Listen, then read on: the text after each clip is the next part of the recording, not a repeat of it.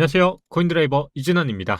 나스닥 종합지수가 마이너스 4%대까지 하락을 했고요. 다우존스도 마이너스 2.3%, S&P 500도 마이너스 2.1%. 전체적으로 정말 빨간맛인 상황입니다. 미 증시는 테슬라를 포함해서 빅테크 기업들의 하락세를 시작으로 장 초반부터 하락을 보이고 있고요. 비트코인은 나스닥이랑 동일하게 움직이는 흐름을 보여주었습니다. 새벽간 미 증시는 최근 중국의 코로나로 인한 지역 봉쇄와 그에 따른 또 한 번의 글로벌 경제 위기가 화두가 되면서 전 세계 증시는 혼조세를 보이고 있습니다. 미 3대 지수는 모두 큰 하락을 보이면서 현재 마감을 한 상황이고요. 비트코인은 또 다시 늘 등장하는 그분 일론 머스크 형님께서 또 다시 이번 주에 암호화폐 시장에 파란이자 바람을 한번 불러일으키는 그런 한 주가 시작되고 있습니다. 결국 머스크는 테슬라 주식을 담보로 55조 원의 트위터를 인수하기로 공식 발표했습니다. 하지만 이 트위터를 인수한다는 얘기 이전에 잘 알려지지 않은 사실이 하나 있습니다. 바로 사실상 머스크가 현금은 많이 없다는 데 있습니다. 이렇게 트위터를 인수하고 표현의 자유를 사수하기 위해서 트위터를 비공개 회사로 전환하겠다는 의지를 담고 앞으로 어떤 방향으로 이끌어갈지가 정말 주목되는 시점입니다. 그와 함께 도지코인은 또 급등을 하고 있는데요. 다시 한번 일론 머스크가 암호화폐 시장을 움직이고 있는 시장입니다.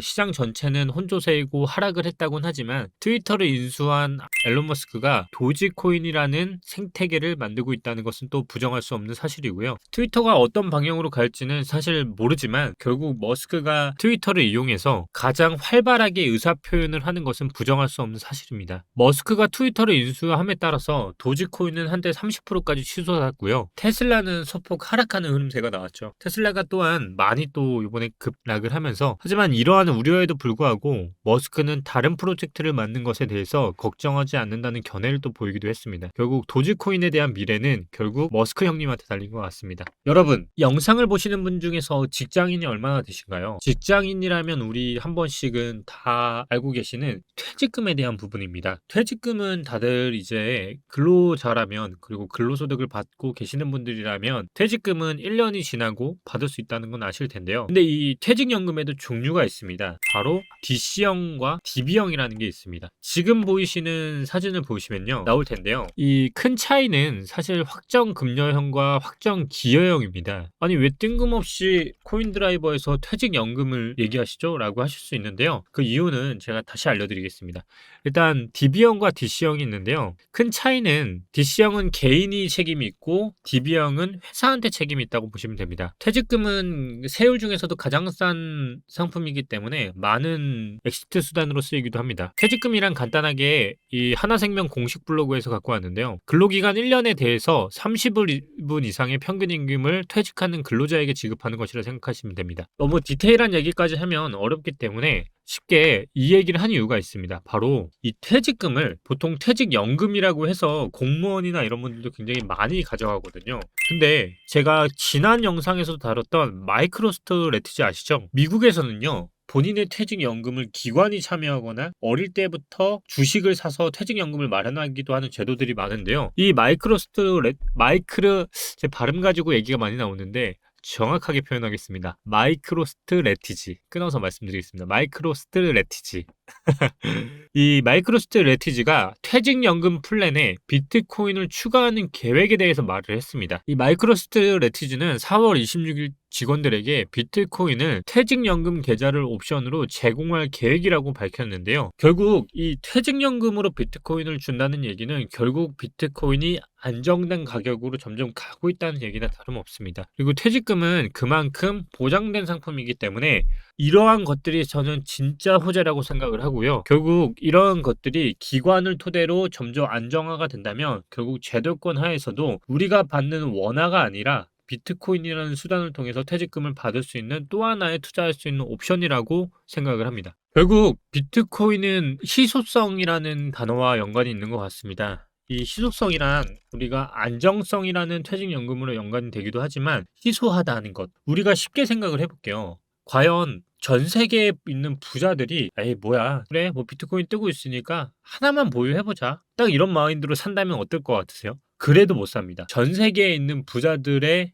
희소성보다 비트코인의 희소성이 더 적습니다. 결국 비트코인을 세계 부자들이 하나씩만 가지고 있는다고 하면 결국 다이아몬드와 같이 희소성 때문에 비트코인의 가격은 더 급등을 할 것입니다. 지금 우리의 비트코인은 그런 시점입니다. 지금 단순히 떨어지고 오른다의 개념이 아니고 멀리 보면 이 희소성은 어디에 연관이 되냐면 바로 대중성입니다. 대중이 얼마나 이것을 인지를 하고 있느냐가 우리는 시간이 지남에 따라 더 폭넓게 넓어지고 있습니다. 일전에 비트코인은 그래픽카드였습니다. 하지만 지금은 그 그래픽카드가 대중적으로 알려지기 시작했습니다. 그리고 그게 더 대중적으로 알려질수록 우리는 희소성이 점점 줄어들 것입니다. 이 희소성은요, 소중함을 모르는 게 사실상은 더 낫습니다. 예를 들어 80년대생 로얄 패밀리들이 우리가 알고 있는 주식이라는 세대에 슬슬 주주명부에 본격적으로 이름을 올리고 있습니다. 예를 들어 이건희였던 세대는 이재용으로 넘어갔고요. 그게 이제 60년대 세대들, 70년대 세대들이겠죠. 이재용의 나이는 68년생입니다.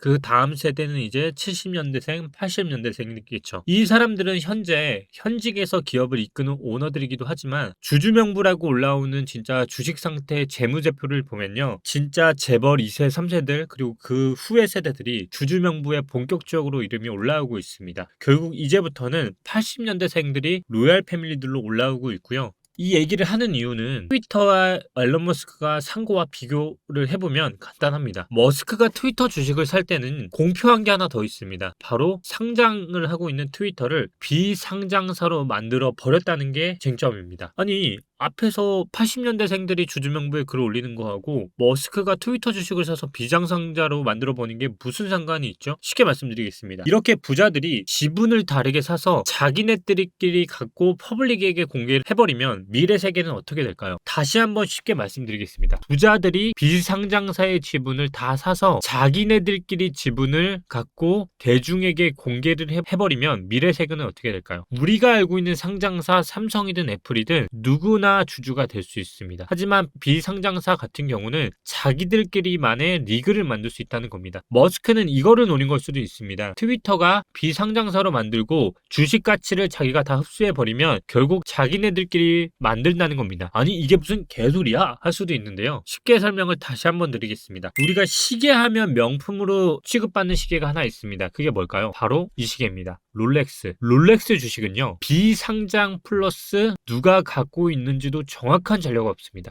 그래요? 좀 몰랐던 사실이죠. 롤렉스는요, 비상장 주식이기도 하고요, 누가 이 회사의 소유권인지도 모릅니다. 정확한 자료가 없고요. 혹자들은 그런 말을 합니다. 롤스차일드 가문 아니면 유럽의 어떤 가문이 갖고 있다고, 자기네들끼리 갖고 있다는 얘기입니다. 결국 이 희소성은요, 그리고 우리가 알고 있는 가치들의 매기는 수단을 보면 누가 갖고 있냐면 부자들이 갖고 있고, 부자들이 가끔씩 푸는 그 매물이 희소성이자 프리미엄을 만듭니다. 우리가 알고 있는 샤넬, 루이비통, 태초로 거슬러 올라가 보면요, 명품이기 전에 뭐가 였었죠? 귀족들이, 그리고 더 상류층들이 썼고, 서민들하고 섞이지 않았던 것들이 결국 우리한테 와서 대물림이 됐고요. 그리고 더 가치를 만들었습니다. 그래서 우리는 팔아준다는 것에 고마워하는 시점이 오기 시작했고요. 그게 결국 지금의 명품을 또 만들기 시작했습니다. 저는 비트코인이라는 게 단순히 희소성이나 이런 것들이 아닙니다. 그냥 서민이 자본주의의 문이 닫히기 전에 들어갈 수 있는 유일한 캐시플로우 수단이자 동아줄이라고 생각하는 게 비트코인이라 보고 있기 때문에 결국 장기적으로는 우상향을 갈 수밖에 없다라는 게 지금까지의 지론인 거고요. 얼마 전에 유명했던 글도 있었죠. 내 자산이 얼마면 진짜 부자라고 느낄까? 여러분도 한번 생각해보세요. 1000만 원 정도면 어떨 것 같으세요? 1000만 원이면요, 그래, 동생들 밥 한 끼 정도는 편하게 사주기 시작하죠. 이 5천만 원 정도 있으면 나도 이제 외제차 한 대 뽑아봐? 라는 위험한 망상을 하기 시작하고요. 1억 정도가 있으면 나도 이제 어엿한 사회인이 된 것 같은 상징적인 숫자가 시작되고요. 3억 정도가 되면 집 살 생각하니 1억 모았던 철없던 시절 때부터 더 빡빡해지는 느낌을 받습니다. 5억 정도가 있으면 가난은 벗어났지만 아직 각종 포인트나 혜택을 포기는 못합니다. 그쵸? 10억 정도면 나도 할 수 있다는 자신감이 붙기 시작하고요. 저는 다른 것도 공감이 많이 갔는데, 제가 10억이라는 자산을 모으고부터는 10억은 굉장히 많이 공감을 했고요. 15억, 노년에 폐지 줍는 일은 없을 거라고 생각하기 시작함. 그런가요? 20억, 나 정도면 이제 중상층에서 어깨를 뿜뿜할 수 있다. 25억, 지난달 카드값이 얼마 나갔는지 정확한 액수가 기억이 안 나기 시작함. 저는 아직도 카드값이 얼마 나갔는지를 갖고 있는데, 30억, 마트에서 금방 장바구니에 담은 물건 가격이 기억이 안 나. 이거는 뭐 비싼 것 같습니다. 100억. 백화점에서 방금 산 물건의 가격이 기억이 안 나. 저는 잘 모르겠습니다. 60억에서 70억 정도가 없는 것 같은데요. 백화점에서 방금 산 물건의 가격이 기억이 안 난다고 하시는데 뭐 예를 들어 그런 건 있었어요. 제가 얼마 전에 IWC라는 시계를 하나 샀는데 이게 지금 1,800 정도 주고 샀는데 이때는 당연히 저도 가격을 보고 샀고요. 당연히 이제 이것저것 따지고 샀습니다. 그래서 뭐 물건의 가격이 기억이 안 난다는 거는 케바케인 것 같고요. 200억대의 자산가 분들은 제가 아니라 주변 분들의 얘기를 들어보면 재테크 얘기가 재미없거나 돈 자랑도 점점 재미가 없어진다고 하시는데 200억 정도 되시는 분들은 오히려 재테크를 더 많이 찾으시는 것 같아요. 제 지인들을 봤을 때 이 이상 벌어들이는 돈을 인정욕구의 세계로 도입한다고 뭐 300억, 1000억도 있으신데 이쪽은 잘 모르겠고요. 그냥 200억에서 500억대 자산의 지인분들을 보시면 오히려 재테크를 더 고민하시는 것 같아요. 근데 그 재테크의 고민이 일단 저는 자신이라는 가장 높은 수익률을 자기한테 투자하는 재테크를 먼저 하시는 분들의 비중이 높다고 생각을 하고요. 두 번째가 부동산 중에서도 이제 정말 재테크의 끝이죠. 부동산. 이거를 굉장히 많이 관심 있어 하시는 것 같고요. 코인 하시는 분들도 굉장히 많은데요. 정말 전업이 아닌 이상은 코인은 한 번쯤은 다 하시는 것 같아요. 근데 이제 약간 그런 마인드로 하시는 것 같아요. 그냥 넣어보자. 이런 마인드이시지 뭐 죽자 사자 하시는 건 아닌 것 같아요. 그래서 이런 재밌는 것도 있었고요. 여러분들은 어떠세요? 현재 본인의 자산에 해당되시는 분들은 현재 어떤 상태세요? 댓글에 한번 날려보시면 다음 영상에서 제가 좀 다뤄보도록 할게요. 뭐 이럴 수도 있잖아요. 마이너스 3천만 원, 마이너스 5천만 원 이럴 수 있으니까요. 뭐 이렇게 재밌는 것도 하나 있었고요. 현재 장세도 너무 궁금해하실 것 같아서 잠깐 분석 한번 하고 갈게요. 저는 5월은 계속 일관된 주장을 말씀드렸습니다. 저점은 깨지 않되 시간을 끄는 봉으로 계속 와리가리 할 수밖에 없다. 그러다 보니까 양봉을 띄우고도 다시 내리고요. 또 시간을 끄는 봉이 나왔습니다. 그렇게 이제 우리는 앞으로 4일 정도가 남았고요. 4일 정도가 남았고요. 이 4일 동안 우리는 정말 지옥 같지만 잘 견디고 있습니다. 제가 5월에는 두 가지 방향성에 대해서 한 가지는 벌써 말씀드렸고 두 가지는 5월에 말씀드린다고 했습니다. 그 부분은 구독을 하시면 5월 영상에서 찾아볼 수 있을 것 같고요. 그래서 남은 4일은 굳이 매매를 하는 것보다는 매매를 하지 않는 편이 돈을 지키기에는 더 적합할 거라고 말씀을 누누이 드립니다. 지금 전체적으로 차트들이 꺾이고 있는 모양새입니다. 월봉으로서 양봉을 띄우고 있는 애들은 카이버 같은 경우도 정말 정고를 코앞에 두고 있고요. 기타 코인들 같은 경우는 지금 일봉상으로 양봉으로 윗꼬리를 만들고 있지만 대부분 어제의 음봉으로 많이 하락을 하고 일부 반등이 나오고 있긴 하나 결국 이거는 직전 고점을 넘기려는 흐름보다는 시간을 끌기 위한 봉이라고 이해를 하시면 남은 시간을 어떻게 대응할지가 정확히 나올 것 같아서 디테일한 시황보다는 그냥 남은 시간을 지켜보는 쪽으로 권고를 드리고 있고요. 5월은 결국 저도 매수를 기다리고 있습니다. 댓글 중에 그런 댓글이 있었습니다. 5월에 상승으로 본다고 하지 않았냐? 맞습니다. 5월, 6월 상승으로 보고는 있지만 가장 중요한 거는 크게 하락한 후에 반등으로 이어져서 정말 크게 하락을 한 상승으로 이어지지 않을까 하는 게 제 생각이고요. 과연 여기서 반등을 온다고 하면 과연 직전 고점을 넘긴다고 하면 저는 힘들 것 같다는 게 제 의견입니다. 그만큼 월봉은 사실상 추세를 많이 죽여놨고요. 지금은 오히려 많이 떨어져야 많이 상승할 수 있는 포인트이지 않을까 싶습니다. 그리고 에이다나 뭐 다른 코인들 질문도 많으신데 말씀드렸다시피 저는 3,300만 원 손절을 하고요. 현금화를 들어갔고